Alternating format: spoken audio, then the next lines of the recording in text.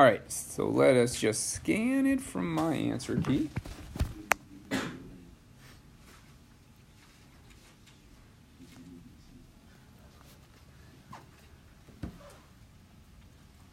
So we had 4x over 2x minus 2.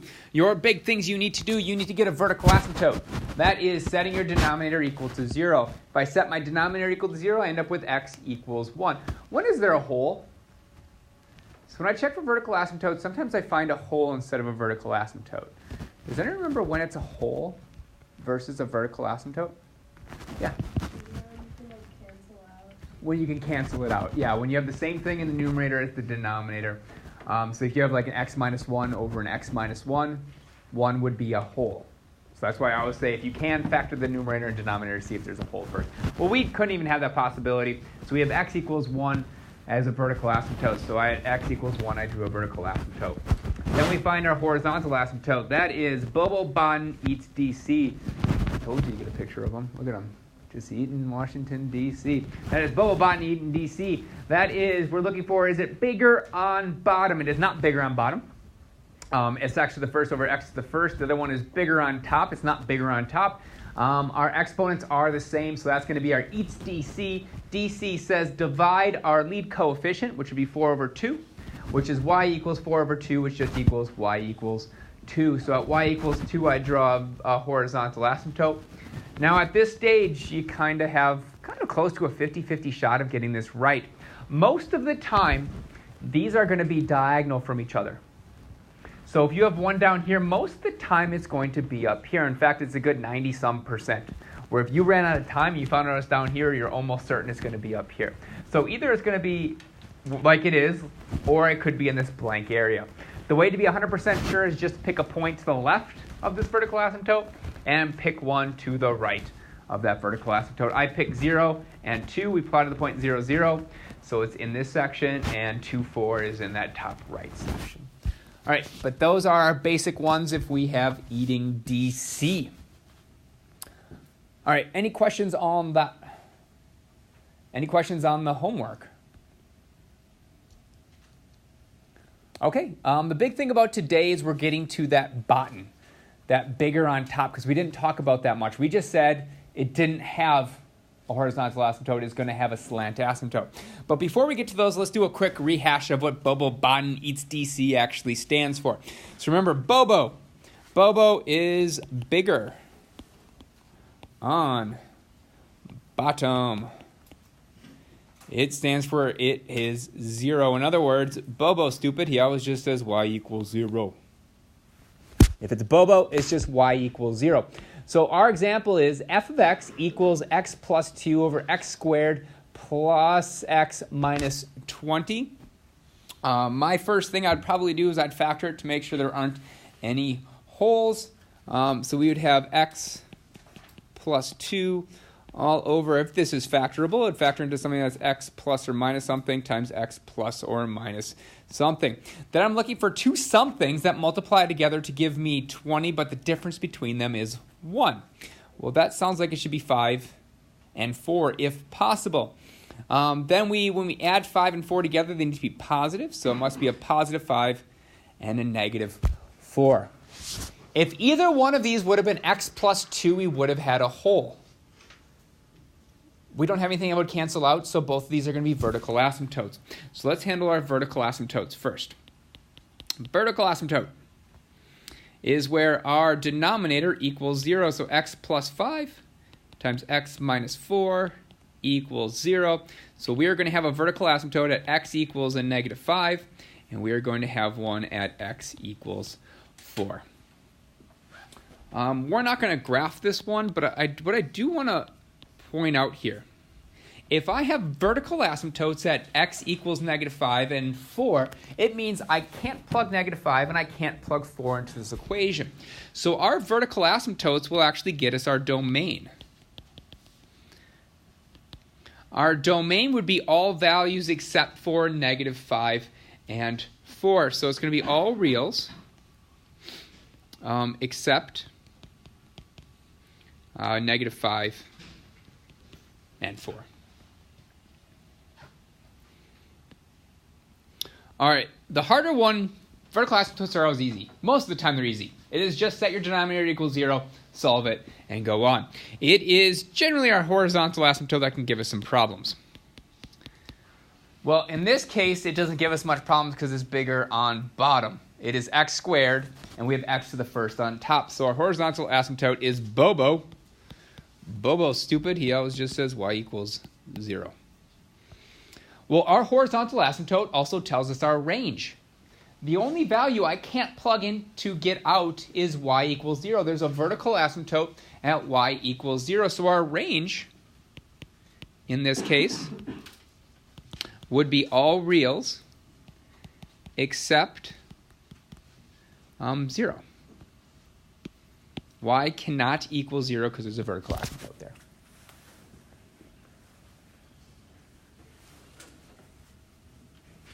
All right, bottom's going to be the hard one, and we're going to do that on the back side. We're actually going to not do it on this side, but that is when we have bigger on top.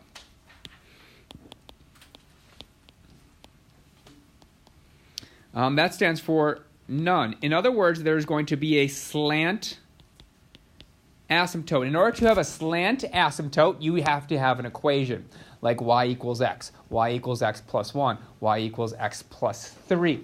We're going to do that on the other side, but right now we should just look at bottom is the one that takes a lot of extra work. That is bigger on top. That is if you have x cubed over x squared, 3 is bigger than 2, it is bigger on top.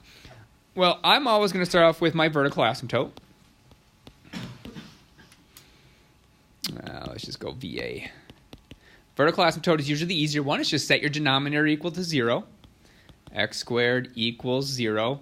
Well, that must be x equals positive or negative 0, which is just x equals 0 with a multiplicity of 2. That's my vertical asymptote. That leads us to our domain. Our domain is going to be all real numbers except for 0. Another way to do that would be negative infinity to 0, union that with 0 to infinity. But you can do the same thing with cap R, except 0 would work too. All right, we're going to get stuck at our horizontal asymptote until we get to the next side. Because our horizontal asymptote is going to be bottom, which is going to require more work. So our horizontal asymptote is bottom, which means it's going to be a slant, and we need to do more work.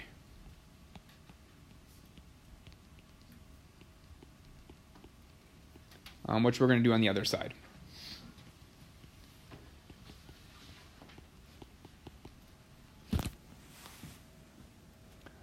We're just tackling the easy ones on this side. So Bobo, easy, y equals 0. Bottom, that's going to be the hardest one. You're going to come with a slant asymptote. We have to do work for that slant asymptote. And then finally, we're going to do eats DC. Well, eats DC is just exponents are the same. Divide coefficient. And not just any coefficient, is going to be our lead coefficient. So exponents are the same.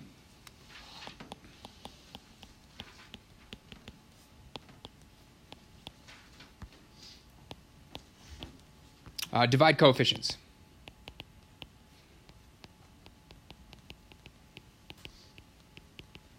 And make sure it's your lead coefficients. All right, exponents are the same. I have x to the first on top, and I have x to the first on bottom. That is definitely falls into this eats DC category. But as always, I always find my horizontal asymptote first, or my vertical asymptote first. It's the easiest of the two. That is just setting your denominator equal to 0. So we're going to have x equals a negative 2. That leads us to our domain. Our domain is all reals except negative 2. Horizontal asymptote, although not quite as easy as Bobo, isn't that hard? Our horizontal asymptote, this is definitely our exponents are the same, so that's the eats DC. We're going to divide our lead coefficients. Note our lead coefficients are 2 and 1. So 2 and 1 is going to feed into my divide the coefficients. So we're going to have y equals 2 over 1, which just equals 2. y values lead to my range. My range is going to be all reals except 2.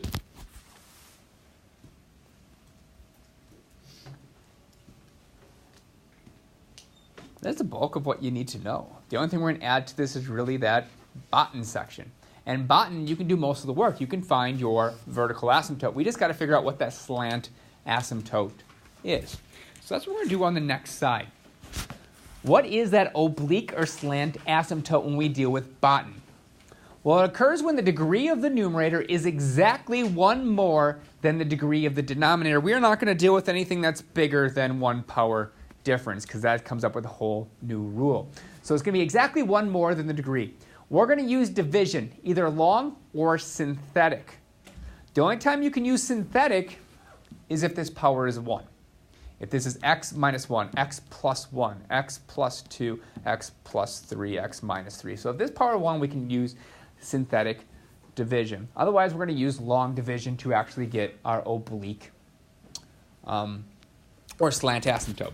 All right, so we are supposed to graph x squared minus x minus 2 all over x minus 1. So what we're going to do is we're going to go ahead and find our vertical asymptote first. Our vertical asymptote is setting our denominator equal to 0. So x minus 1 equals 0. We're going to have x equals 1. We're going to go ahead and start the graph of this.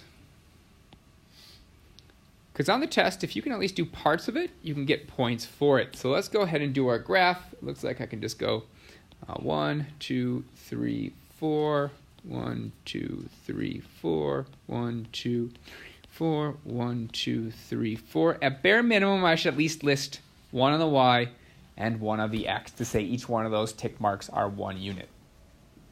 Now it says we do have a vertical asymptote at 1. So let's go ahead and do a dashed line at x equals 1. That's my vertical asymptote of x equals 1. All right, now we have bottom. We have bigger on top, and it's exactly 1 power bigger. We have x squared and x. So for a horizontal asymptote, we have bottom, which means we actually have to divide. We have to divide x squared minus x minus 2 divided by x minus 1. There are 2 ways to do this one. You could factor, and that would work, but we're going to go ahead and just use division. I'm going to use long division for this one. So we have x minus 1, and we are dividing that x squared minus x minus 2. Well, to turn this x into x squared, I need to multiply by x. So we're going to have x times x, which is x squared, minus 1x. Don't forget about the fact when you're doing long division, you are actually subtracting that value. So we are subtracting x squared, and really we are adding that particular x. All right, that's going to lead us with, that's going to cancel out and turn to 0. I carry down that negative 2.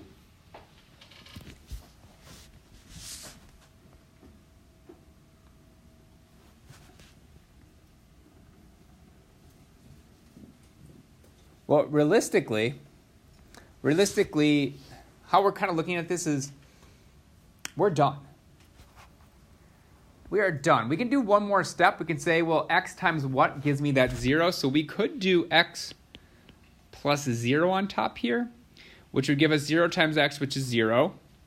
0 times a negative 1 is 0, so it's x plus 0, which is going to leave me with negative 2. Note that is your remainder. You do not care about the remainder when you are doing this. You only care about the quotient. All we care about is what happens up here. So the remainder, I don't care. You don't care about that remainder. All you care about is your quotient. And what you're going to do with your quotient is you're going to set y equal to that. So it's going to be y equals x plus 0, which is just y equals x. So we have a slant asymptote at whatever your quotient is. Whatever your quotient is, once again, is your equation for your slant asymptote. Well, y equals x is just going to look like that.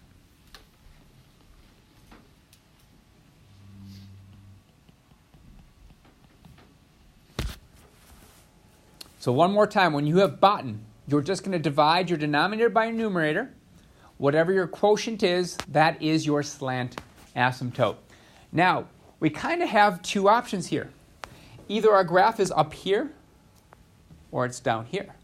If it's up here, it most likely will be over here. If it's down here, it's most likely up here. But I want to make sure, so I'm going to plot 2 points. I'm going to plot a point that will get me whether it's up here or down here. I'm going to plot a point that I know whether it's down here or up here. So I'm going to plot probably 0. 0 is probably a really good one to plug in. So let's go ahead and check that point. So we're going to go x and y. I'm going to plug in a 0. Well, if I plug in a 0, our x's basically cancel out because they all are 0. And we end up with negative 2 over negative 1, which is a positive 2. So we have the point 0, 2, which is up here. Let's go green. Which means this graph is going to look something like that. At this stage, I am 90-some% sure that the graph's going to look like this on the other side. Almost all graphs are going to be opposite of each other just like that. So if you completely are out of time, just draw it in. All right, you're most likely correct. But since we have time, let's go ahead and plug in a point. Let's go ahead and plug in 2. Well, if I plug in 2, we're going to have 2 squared, which is 4, minus 2, which would be 2, minus 2, which would be 0. 0 in the numerator means we're going to have a 0 overall. So I'll plug in the point 2, and I'll end up with 0. So 2, 0 does result in what I thought it would. We are on that side of the graph.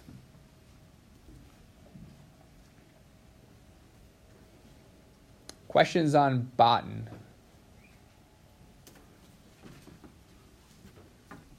Okay. Now we just have a couple practice problems. We have one that says sketch the graph of x over x squared minus x minus 2. So we're going to go ahead and sketch this graph. This is going to be slightly different. So first of all, let's go ahead and factor this guy. We're going to end up with x over, well, x times something, x plus or minus something. Well, the only way to get 2 is 2 and 1. I need to end up with a negative 1 when I add them, so it'd be negative 1 plus 1. All right, let's start off with our vertical asymptote. That's usually the easiest one. Vertical asymptote is set your denominator equal to 0, so that'd be x minus 2 times x plus 1 equals 0.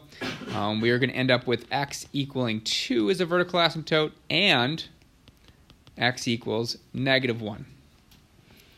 So this is the first time we're going to graph something that has 2 vertical asymptotes.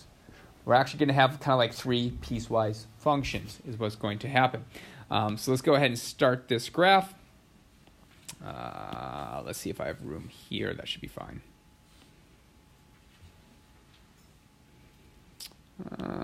Let's go 1, 2, 3, 4. 1, 2, 3, 4. 1, 3, 4. 1, 2, 3, 4. Mark one of these, mark one of those. All right, it says that we have a vertical asymptote at 2 and negative 1. So at 2, we have a vertical asymptote. And at negative 1, we have a vertical asymptote. All right, let's go ahead and tackle that horizontal asymptote. Our horizontal asymptote is that Bobo Botten eats DC. Well, we do have a bigger on bottom. Bigger on bottom is that Bobo. Bobo's stupid. He just says y equals 0. No work required. We just draw a horizontal asymptote at 0. What we have here is basically I have to check for 3 different graphs. I have to ask myself, is it up here down here? Is it up here, down here? Is it up here or down here? The most complicated part is this section right here.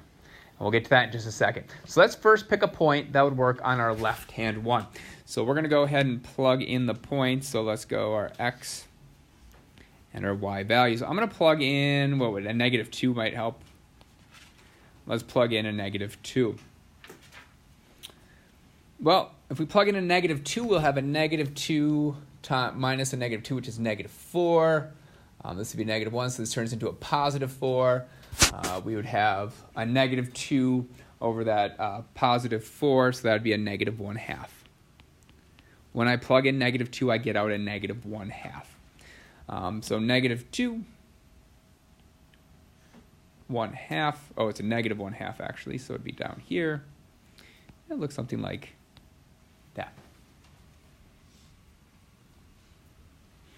Here's the problem with this in-between graph. We kind of have 4 options. We could have something that looks like this. We could have a U that goes up like this. We could have something that does like this. Or we could have something that goes like that. So what we really need to do is we need to check 3 points. We have to check 3 points to make sure it's not a U. And we have to make 3 points to make sure it's either it's slanting down or it's slanting up. So the 3 points I'm going to pick. I'm going to pick -1/2. I'm going to pick 0. And I'm going to go ahead and pick 1. Well, if you plug in -1/2, we're not going to do that in our head, but you're going to end up with 0.4 if you plug that in your calculator.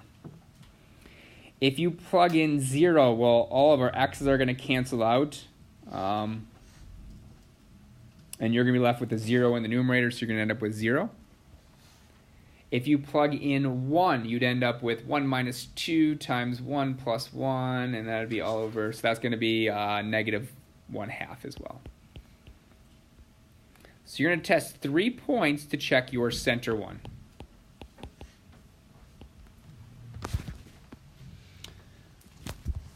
So if you plug in -1/2 and you do it correctly, you end up with 0.4. So -1/2 is at 0.4, so that would be about here. Then when I plug in 0, I get out 0. And then when I plug in 1 -1/2, I get something like that.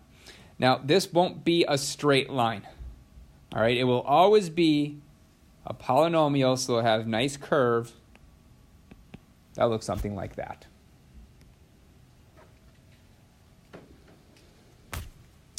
All right, now at the end, we do have to check what happens at the very end, so that would be plugging in 3. If we plug in 3, we'd have 3 minus 1, which is 1, times 4, so it would be 3 over 4, which would be 0.75. I did that right. 3 over 4. So 3 is positive up here. And we'll just have a graph that looks like that. All right, so that's most likely the most complicated of the ones, because you have 2 places you got to check, and you got to make sure it's not going down, up, doing that, or doing that. So you have to check more points. But if you have your calculator, it's not hard to check a whole bunch of points either. You just plug them in really quick. It goes really quick with a calculator. All right, the final example we are going to do is we are going to go ahead and we are going to graph x squared minus 9 all over x squared minus 2x minus 3. As always, I'm going to see if I can factor our numerator and denominator to make sure we don't have any holes. Well, x squared minus 9, that's a difference of squares. That's x squared minus 3 squared. So that is going to be x minus 3 times x plus 3. Our denominator, if it's factorable, we'll factor into x quantity times an x quantity. Well, the only way to get 3 out is a 3 times a 1. I need it to, when you add it, it's negative. And negative 3 times a positive 1 does equal that negative 3. And we add them, we do get that negative 2. So that is our factored form. Now we're going to note we have x minus 3 times x plus 3 all over x minus 3 times x plus 1. The big thing we need to note is this section right here.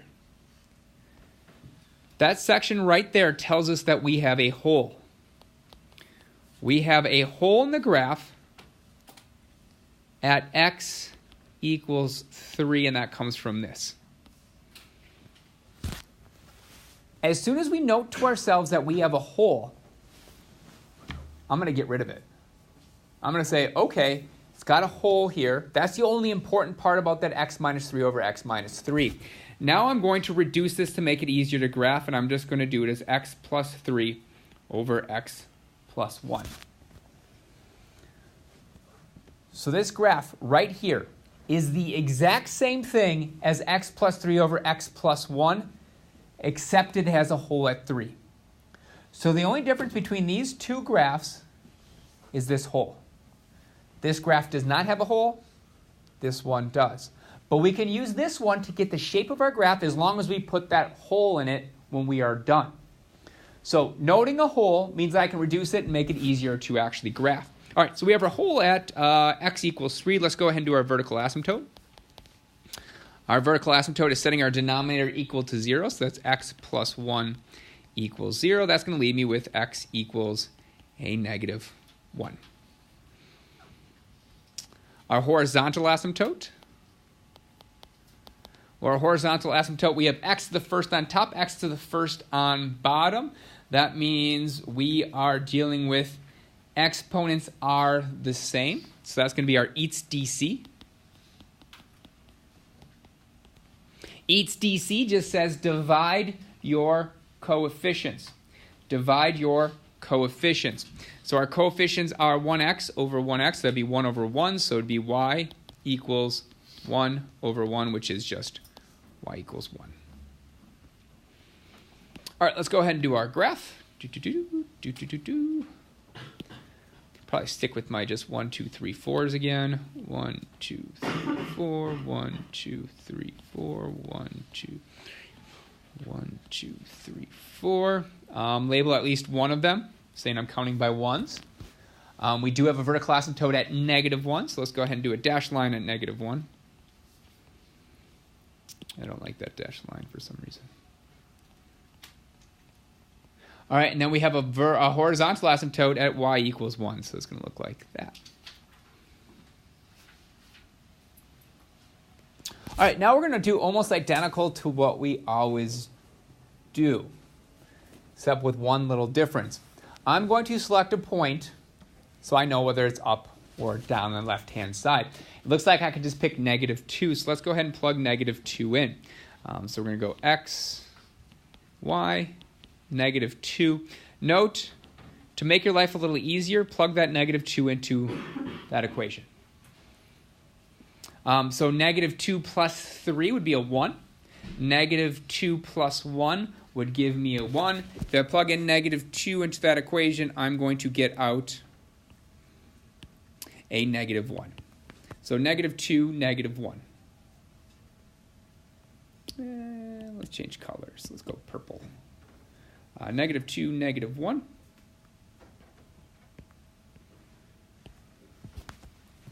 If you would have plugged negative 2 into this big equation, it would end up with the exact same number. So if I plug that negative 2 in there, I'll get the exact same number. There's a small difference of what I need to do next. What I need to do next, so when you graph this, you actually need to graph where the hole is. So you actually have to put a point at where that hole actually is. So if we already have to check where the hole is, we might as well use the hole to decide if it's top or bottom. So we're going to actually go ahead and use that x equals 3, noting it is our hole also. Here's where I can't pick which one I plug it into. If I take that 3 and plug it in there, I'm going to get an error. I'm going to end up with something over 0. Just like if I plug it in there, it won't work. It will get a 0 out. However, I can take that 3 and plug it into this one. So you have to plug your hole into your simplified equation. So I'm going to plug 3 into this. Well, 3 plus 3 is 6. And then we would have 3 plus 1, which would be 4. So we'd have 6 over 4. which is just going to be 3 over 2. So note your whole has to be plugged into your reduced fraction. Whole has to be plugged into your reduced fraction. All right, so we're going to have 3 and 1.5 basically. So 3 and 1.5. And rather than putting a point there, I'm going to go ahead and put a whole. But then I'm going to do everything else the same.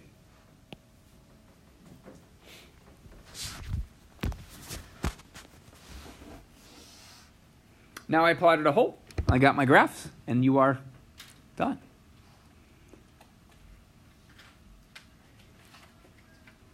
All right, any questions on what we just did? All right, then what I want you to do is I want you to quickly look at your homework really quick, and particularly number 43. Number 43 is a special case. 43 is a special case. So if we look at it, we have bigger on bottom, right? Bigger on bottom is y equals 0, which means you have a horizontal asymptote at 0. My hint to you when you solve this problem is try the point 0. Plug in 0 and see what happens. You're going to have a special case, and if you get stuck, look at the answer key. It'll be slightly different than anything we've done so far. And that is because of that 4x on top. It messes everything up. Because if you plug 0 into 4x, you get 0 out. You're actually going to have a point on your horizontal asymptote, which does happen in these special cases. So it's not an error. It's just a special case where it doesn't just stay in one of the quadrants. It actually passes between top and bottom quadrants. All right, real quick, let us talk about tomorrow.